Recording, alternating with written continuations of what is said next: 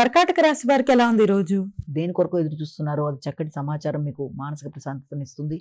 గృహ వాహన విషయాలు, గృహ వాతావరణం, కుటుంబ సభ్యులతో మీ అనుకూలతలు మొదలైన వాటి కొరకు అధిక శాతం దృష్టిని కేటాయిస్తూ ముందుకు పెడతారు.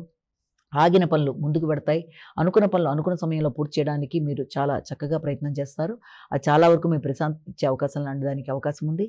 అలాగే కుటుంబ సభ్యుల యొక్క సహకారంతో కావచ్చు, వారితో కలిసి షాపింగ్ లాంటివి చేయడం, అలాగే అధికంగా ధనాన్ని ఖర్చు పెట్టడం మొదలైన వాటికి అవకాశం ఉంది.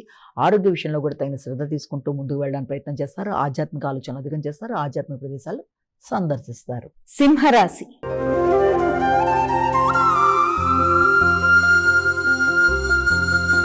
అమ్మ, సింహరాశి వారికి ఎలా ఉంది ఈ రోజు? సింహరాశి వాళ్ళ విషయాన్ని కనుక తీసుకున్నట్లయితే సింహరాశి వాళ్ళకి వృత్తిపరమైన విషయాల్లో అధిక శాతం దృష్టి కేటాయిస్తారు. వృత్తిపరమైన విషయాల మీద ధనాన్ని అధికంగా ఖర్చు చేసే అవకాశాలు కూడా కనబడుతున్నాయి.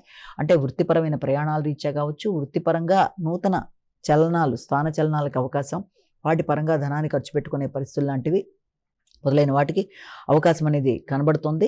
అంతేకాకుండా ఈ యొక్క వృత్తి చేసే ప్రదేశాలలో కొత్త ఆలోచనలు, కొత్త నిర్ణయాలు తీసుకుంటారు. మీ ఆలోచనలతో నూతన ఆవిష్కరణలు చేయడానికి ప్రయత్నాలు లాంటివి చేసే అవకాశం కూడా కనబడుతుంది. అంతేకాకుండా ఉన్నత స్థాయి వ్యక్తులతో ఈగో ప్రాబ్లమ్స్ రాకుండా మాత్రం తగిన జాగ్రత్తలతో ముందుకు వెళ్ళడానికి కృషి చేయాలి. అలాగే కమ్యూనికేషన్ ప్రాబ్లం రాకుండా చూడాలి. విద్యార్థులకు విద్యా సంబంధమైన విషయాల మీద తగిన విధంగా దృష్టి కేటాయించాలి. భాగస్వామి వ్యవహారాలతో కావచ్చు, జీవిత భాగస్వామి కొరకు కావచ్చు, ధనాన్ని ఖర్చు పెట్టే అవకాశాలు కూడా కనబడుతున్నాయి. కన్యా రాశి.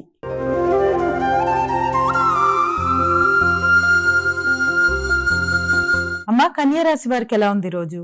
కన్యా రాశి వాళ్ళ విషయాన్ని కనుక తీసుకున్నట్లయితే ముఖ్యంగా కన్యా రాశి వాళ్ళకి ఆర్థిక విషయాలు చాలా వరకు అనుకూలంగా ఉండే అవకాశం అనేది ఒకటి మనకి కనబడుతుంది. ముఖ్యంగా ఈ కన్యా రాశి వాళ్ళకి ఇంతకుముందు మీ దగ్గర ఉన్న రుణాలు తీసుకున్న వాళ్ళు మీకు చెల్లించే అవకాశం, రావాల్సిన ధనం సమయానికి అందడం, దానివల్ల కొత్త ఉత్సాహం మీకు ఏర్పడడం, ప్రత్యర్థుల మీద విజయం సాధించడం, అంతేకాకుండా న్యాయ సంబంధమైన విషయాల మీద మీరు దృష్టి కేటాయించడం, ఆరోగ్య ఇమ్యూనిటీ పవర్ని పెంపొందించుకుంటూ ముందుకు వెళ్ళడం, ఎదురు చూసిన విషయాల్లో లాభదాయకంగా ఉండడం, పెద్దల యొక్క సహకారం అనుకూలంగా ఉండడం, మీ కమ్యూనికేషన్ మీకు ఉపయోగకరంగా ఉండడం, అలాగే విద్యార్థులకు విద్యాపరమైన విషయాలు అనుకూలంగా ఉండడం మొదలైన వాటికి అనుకూలతలు కనబడుతున్నాయి.